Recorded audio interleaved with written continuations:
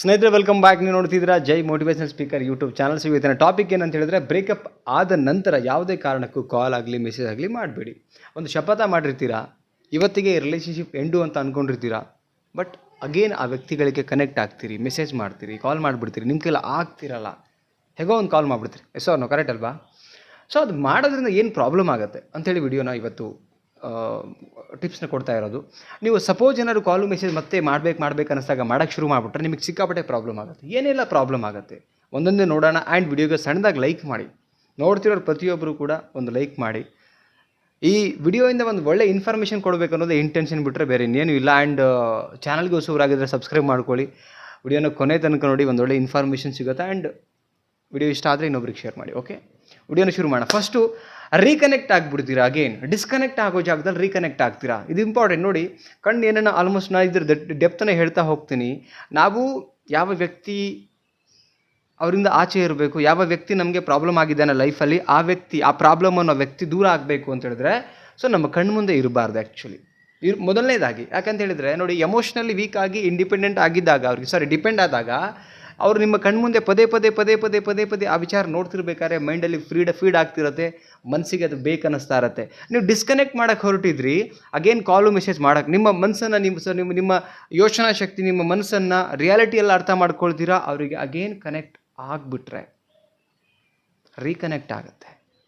ಯಾವುದು ಪ್ರಾಬ್ಲಮ್ಮು ಅಂತ ಅಂದ್ಕೊಂಡಿದ್ರಿ, ಆ ಪ್ರಾಬ್ಲಮಿಂದ ದೂರ ಆಗಬೇಕಾದ್ರೆ ಏನು ಮಾಡಬೇಕಿತ್ತು? ನೀವು ನಿಮ್ಮ ಕಣ್ಮುಂದೆ ಇರದಂಗೆ ಅಲ್ಲಿಂದ ಸ್ವಲ್ಪ ದೂರ ಇರಬೇಕಿತ್ತು. ಅವ್ರನ್ನ ಬ್ಲಾಕ್ ಮಾಡಬೇಕಿತ್ತು, ಮೆಸೇಜ್ ಮಾಡಬಾರ್ದಾಗಿತ್ತು, ಕಾಲ್ ಮಾಡಬಾರ್ದಾಗಿತ್ತು. ಸ್ವಲ್ಪ ಟೈಮ್ ಆ ಪೀರಿಯಡ್ ನಿಮಗೆ ಕಷ್ಟ ಆಗ್ತಿರುತ್ತೆ. ಎಸ್, 100%. ಇವತ್ತು ಜಗತ್ತಿನ ಯಾವುದೇ ಒಂದು ಸಕ್ಸಸ್, ಯಾವುದೇ ಒಬ್ಬ ವ್ಯಕ್ತಿ ಒಂದು ಡಿಪ್ರೆಷನಿಂದ ನಾರ್ಮಲ್ ಮೂಡ್ ಬರಬೇಕಂದ್ರೆ ದಟ್ಸ್ ಕಾಲ್ಡ್ ಸಕ್ಸಸ್. ಅದು ಕೂಡ ಸಕ್ಸಸ್ಸೇ. ಅದು ಪೇನ್ ಇಲ್ಲದೆ ಯಾವುದು ಸಾಧ್ಯ ಇಲ್ಲ. ಯಾವುದೇ ಒಂದು ಸಕ್ಸಸ್ ಪೇನ್ ಇಲ್ಲದೆ ಆಗ್ಲಿಕ್ಕೆ ಸಾಧ್ಯನೇ ಇಲ್ಲ. ಇದು ಕೂಡ ಒಂಥರ ಸಕ್ಸಸ್ ಇದ್ದ ಹಾಗೆ. ನಿಮಗೆ ಪೇನ್ ಸಿಗುತ್ತೆ, ಪೇನ್ ಬರುತ್ತೆ, 100% ನೋವಾಗುತ್ತೆ, ಇಲ್ಲ ಅಂತ ಹೇಳ್ತಿಲ್ಲ. ಆ ನೋವನ್ನು ತಡ್ಕೊಳ್ಬೇಕಾಗತ್ತೆ. ಪ್ರೊಸೆಸ್ ಆಫ್ ಟೈಮ್ ಅಂತ ಹೇಳ್ತೀವಿ, ಪ್ರೊಸೆಸ್ ಆಫ್ ಪೀರಿಯಡ್ ಅಂತ ಹೇಳ್ತೀವಿ. ಆ ಟೈಮಲ್ಲಿ ಸಿಕ್ಕಾಪಟ್ಟೆ ಪೇನ್ ಆಗುತ್ತೆ.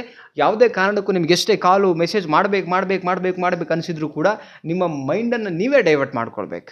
ಹೆಂಗೆ? ರಿಯಾಲಿಟಿನ ಅರ್ಥ ಮಾಡ್ಕೊಂಡು ಡೈವರ್ಟ್ ಮಾಡ್ಕೊಂಡಾಗ ಮಾತ್ರ ನೀವು ಸರಿ ಹೋಗಲಿಕ್ಕೆ ಸಾಧ್ಯ. ಸಪೋಸ್ ಏನಾದರೂ ಬೈ ಮಿಸ್ಟೇಕ್ ಆಗಿ ಅಗೇನ್ ಕನೆಕ್ಟ್ ಮಾಡಿಕೊಂಡ್ರೆ ಮತ್ತೆ ಕನೆಕ್ಟ್ ಆಗಲಿಕ್ಕೆ ಸಾಧ್ಯತೆ ಇರುತ್ತೆ.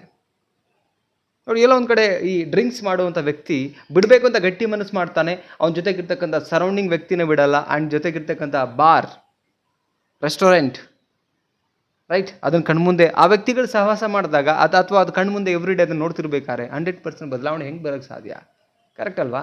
ಈಗ ನೀವು ಒಂದು ದೇವಸ್ಥಾನಕ್ಕೆ ಹೋದರೆ, ದೇವಸ್ಥಾನದಲ್ಲಿ ಇದ್ಬಿಟ್ರೆ 100% ನೀವು 1 ತಿಂಗಳು 2 ತಿಂಗಳು ಅಲ್ಲೇ ಇದ್ಬಿಟ್ರೆ ನಿಮ್ಮಲ್ಲಿ ಏನೋ ಒಂಥರ ಶಕ್ತಿ, ಪಾಸಿಟಿವ್ ಎನರ್ಜಿ ಬರ್ಲಿಕ್ಕೆ ಶುರು ಆಗುತ್ತೆ. ಬಿಕಾಸ್ ನೀವು ಎಲ್ಲಿ ಇದ್ದೀರಿ, ಯಾವುದನ್ನು ಅಬ್ಸರ್ವ್ ಮಾಡ್ತಿದ್ದೀರಿ, ಅಬ್ಸರ್ವ್ ಮಾಡಿದ ಮೈಂಡಲ್ಲಿ ಫೀಡ್ ಆಗ್ತಾ ಹೋಗುತ್ತೆ, ಅವಾಗ ಬದಲಾವಣೆ ಆಗುತ್ತೆ. ಹಾಗೇನೆ ಇದು ಕೂಡ ಅಷ್ಟೇ. ನಿಮ್ಮ ರೀಕನೆಕ್ಟ್ ವಿಚಾರದಲ್ಲಿ ಡಿಸ್ಕನೆಕ್ಟ್ ಆಗಬೇಕಂತ ಹೇಳಿದ್ರೆ ಯಾವುದೇ ಕಾರಣಕ್ಕೂ ನೀವು ಫೋನ್ ಮಾಡಬೇಡಿ, ಮತ್ತೆ ರೀಕನೆಕ್ಟ್ ಆಗೋ ಸಾಧ್ಯತೆ ಇದೆ. ಸೆಕೆಂಡ್ ಪಾಯಿಂಟ್ ಏನಂತ ಹೇಳಿದ್ರೆ, ನಿಮ್ಮಲ್ಲಿ ಬದಲಾವಣೆ ಏನೂ ಆಗಲ್ಲ. ಬದಲಾವಣೆ ಆಗಲಿಕ್ಕೆ ನೀವು ಬಯಸ್ತಾ ಇದ್ರಿ, ಬ್ರೇಕಪ್ ಆಗಿದ್ರಿ, ಬ್ರೇಕಪ್ ಆದಮೇಲೆ ಆ ಪೇನನ್ನು ತಡ್ಕೊಳ್ಬೇಕಾಗತ್ತೆ. ಇಲ್ಲ ಅಂದರೆ ನಿಮ್ಮಲ್ಲಿ ಏನೂ ಬದಲಾವಣೆ ಆಗಲ್ಲ. ಮೊದಲೇನು ಪ್ರಾಬ್ಲಮಲ್ಲಿದ್ರಿ, ಮೊದಲೇನು ಕಣ್ಣೀರು ಹಾಕ್ತಿದ್ರಿ, ಮೊದಲೇನು ಅವರಿಂದ ಟಾರ್ಚರ್ ಅನುಭವಿಸ್ತಾ ಇದ್ರಿ, ಅದೇ ನೆಕ್ಸ್ಟು ಕೂಡ ಅನುಭವಿಸ್ತೀರಿ. ಸಪೋಸ್ ನೀವು ರೀಕನೆಕ್ಟ್ ಆದರೆ ನಿಮ್ಮಲ್ಲಿ ಏನೂ ಬದಲಾವಣೆ ಆಗಲ್ಲ. ಸೊ ಅದಕ್ಕೆ ಕಾಲು ಮೆಸೇಜ್ ಆಗಲಿ ಮಾಡಲಿಕ್ಕೆ ಹೋಗಬೇಡಿ. ಎಷ್ಟೇ ಕಷ್ಟ ಆಗಲ್ಲ ಅಂತ ನಾನು ಹೇಳ್ತಾ ಇಲ್ಲ. ಎಮೋಷ್ನಲಿ ನಾವು ತುಂಬ ಕನೆಕ್ಟ್ ಆದಾಗ ಒಬ್ಬ ವ್ಯಕ್ತಿಗೆ ಸಿಕ್ಕಾಪಟ್ಟೆ ಕಷ್ಟ ಆಗ್ತಿರುತ್ತೆ. ಬಟ್ ಅದನ್ನು ತಡ್ಕೊಳ್ಬೇಕಾಗತ್ತೆ. ಎಸ್, ಒಂದು ಗಾಯ ಆದಾಗ ತಡ್ಕೊಳ್ತೀವಿ ನಾವು, ಒಂದು ಕಾಲೇನೋ ಆಕ್ಸಿಡೆಂಟ್ ಆದಾಗ ಅಲ್ಲೂ ತಡ್ಕೊಳ್ತೀವಿ. ಬಿಕಾಸ್ ನಮಗೆ ಆಗ್ತಿರಲ್ಲ ಪೇನ್, ತಡ್ಕೊಂಡಾಗ ನಾವು ಆ ಕಾಲು ಸರಿ ಮಾಡ್ಕೊಳ್ಳಿಕ್ಕೆ ಸಾಧ್ಯ. ಎಲ್ಲನೂ ಕೂಡ ಅಷ್ಟೇ. Next point, emotionally independent achieve ಮಾಡಬೇಕು. ಡಿಪೆಂಡ್ ಆಗಿದ್ರಿ, ಎಮೋಷ್ನಲಿ ನೀವು ಇಂಡಿಪೆಂಡೆಂಟ್ ಆಗಬೇಕಂತ ಹೇಳಿದ್ರೆ ಆ ನೋವು ಇದೆಯಲ್ಲ, ಆ ನೋವು ನಿಮ್ಮ ಮನಸ್ಸನ್ನು ಗಟ್ಟಿ ಮಾಡುತ್ತೆ. ಆ ನೋವು ನಿಮ್ಮನ್ನು 100 ಪಾಠ ಕಲಿಸ್ಕೊಡುತ್ತೆ. ಆ ನೋವು ನಿಮ್ಮನ್ನು ಮನುಷ್ಯರನ್ನಾಗಿ ಮಾಡುತ್ತೆ. ಆ ನೋವು ನಿಮ್ಮನ್ನು ಬದುಕನ್ನು ಹೇಳ್ಕೊಡುತ್ತೆ. ಅದಕ್ಕೆ ಆ ನೋವನ್ನು ಅನುಭವಿಸ್ಬೇಕು. ಎಷ್ಟೋ ಜನ ನೋವನ್ನು ತಡ್ಕೊಳ್ಳೋಕ್ಕಾಗದೆ ಅಗೇನ್ ರೀಕನೆಕ್ಟ್ ಆಗ್ತಾರೆ. ರೀಕನೆಕ್ಟ್ ಆದವ್ರು ಮತ್ತೆ ಪುನಃ ಅವರು ಡಿಸ್ಕನೆಕ್ಟ್ ಆಗೋಕ್ಕೆ ಸಾಧ್ಯ ಇಲ್ಲ. ಬಹಳ ಕಷ್ಟ ಆಗಿರುತ್ತೆ. ಅದರೊಟ್ಟಿಗೆ ನೀವು ಹೋಗ್ಬಿಡ್ತೀರಿ. ಸೊ ಅದಕ್ಕೆ ಹೇಳ್ತಾ ಇದ್ದೀನಿ, ಇಂಡಿಪೆಂಡೆಂಟ್ ಎಮೋಷ್ನಲಿ ಅಚೀವ್ ಮಾಡಬೇಕು ಅಂತ ಹೇಳಿದ್ರೆ ಯು ಹ್ಯಾವ್ ಟು ಏನಂದರೆ, ನೀವು ಯಾವುದೇ ಕಾರಣಕ್ಕೂ ಅವರಿಗೆ ಕಾಲು ಮೆಸೇಜು ಮಾಡಲಿಕ್ಕೆ ಹೋಗ್ಕೂಡ್ದು. ಓಕೆ, ನೆಕ್ಸ್ಟ್ ಪಾಯಿಂಟ್ ನೋಡೋಣ. ಏನಂದರೆ, ಆ ವ್ಯಕ್ತಿಯ ನೆನಪು ಇನ್ನೂ ಕಾಡುತ್ತೆ. 100% ಆ ವ್ಯಕ್ತಿಯ ನೆನಪು ನಿಮಗೆ ಇನ್ನೂ ಕಾಡಲಿಕ್ಕೆ ಶುರು ಆಗುತ್ತೆ. ಯಾವಾಗ? ಅಗೇನ್ ಆ ವ್ಯಕ್ತಿ ಆವಾಗವಾಗ ನಿಮ್ಮ ಕಣ್ಮುಂದೆ ಹೋಗ್ತಾ ಇದ್ರೆ ಬಂದು ಅಗೇನ್ ಕಾಡೋಕ್ಕೆ ಶುರು ಆಗುತ್ತೆ. ಅಗೇನ್ ಅವ್ರಿಗೆ ಮೆಸೇಜ್ ಮಾಡಬೇಕು ಅನಿಸುತ್ತೆ, ಅಗೇನ್ ಅವ್ರಿಗೆ ಕಾಲ್ ಮಾಡಬೇಕು ಅನಿಸುತ್ತೆ. ಲೈಫ್ ನಾವು ಪ್ರಿಯಾರಿಟಿ ಕೊಡಬೇಕಾಗಿರೋದು ಯಾವುದ್ರ ಬಗ್ಗೆ? ನಾವು ಬ್ರೇಕಪ್ ಆಗಿದೆ ಅಂದಮೇಲೆ ಅಲ್ಲಿಂದ ಪ್ರಿಯಾರಿಟಿಗೆ ಬೇಕಾಗಿರೋದೇನು? ನಮ್ಮ ಯೋಚನೆ, ನಮ್ಮ ಬದುಕು, ನಮ್ಮ ಉಡುಪು, ನಮ್ಮ ಬಟ್ಟೆ, ನಮ್ಮ ಊಟ, ನಮ್ಮ ಆರೋಗ್ಯ, ನಮ್ಮ ಅಚೀವ್ಮೆಂಟ್, ನಮ್ಮ ಕೆಲಸ, ನಮ್ಮ ಸಮಯ, ಇದರೆಲ್ಲದ್ರ ಮೇಲೆ ನಮ್ಮ ಫೋಕಸ್ ಇರಬೇಕಾಗಿದ್ದು. ಆ ವ್ಯಕ್ತಿ ಅಗೇನ್ ನಾವೆಲ್ಲೋ ಒಂದು ಕಡೆ ಕಾಲ್, ಎಲ್ಲೋ ಒಂದು ಕಡೆ ಮೆಸೇಜ್ ಅಂದಾಗ ಡೈವರ್ಟ್ ಎಲ್ಲ ಆ ಕಡೆಗೆ ಹೋಗುತ್ತೆ. ಮತ್ತೆ ಆ ವ್ಯಕ್ತಿ ನೆನಪಾಗ್ತಾನೆ. ವ್ಯಕ್ತಿ ನೆನಪಾದಾಗ ನೀವು ಡೈವರ್ಟ್ ಆಗಿ ಹೋಗ್ತೀರಿ. ಇಷ್ಟೆಲ್ಲ ಪ್ರಾಬ್ಲಮ್ ಆಗುತ್ತೆ ಕಾಲು ಮೆಸೇಜ್ ಮಾಡೋದ್ರಿಂದ. ನೆಕ್ಸ್ಟು ಎಮೋಷ್ನಲಿ ವೀಕ್ ಆಗ್ತಾ ಹೋಗ್ತೀರಿ. ಆಲ್ರೆಡಿ ಎಮೋಷ್ನಲಿ ತುಂಬ ವೀಕ್ ಆಗಿದ್ದೀರಿ. ಆ ವ್ಯಕ್ತಿನ ಕನೆಕ್ಟ್ ಆದಾಗ ಇಟ್ ಮೀನ್ಸ್ ವಾಟ್? ಎಮೋಷ್ನಲಿ ತುಂಬ ವೀಕ್ ಆಗಿದ್ದೀರಿ, ಕುಗ್ಗಿ ಹೋಗಿದ್ದೀರಿ, ನಿಮ್ಮ ಕೈಲಿ ಆಗ್ತಿಲ್ಲ ಆ ವ್ಯಕ್ತಿನ ಬಿಟ್ಟಿರೋಕ್ಕೆ.